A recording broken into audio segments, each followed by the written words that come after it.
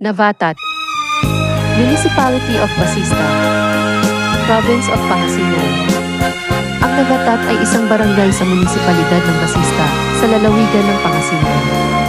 Ang populasyon nito ayon sa 2020 census ay 3,620. Ito ay kumakatawan sa 9.61% ng kabuuang populasyon ng Basista. Ay tanging para sa'yo, huwag sanang mangyari, matukso ako ng sandali, pagkat ang tukso ay madaling nagwawagi. Kay rami ng winasak na tahanan, kay rami ng matang hinaluha, kay rami ng pusang hinugatan.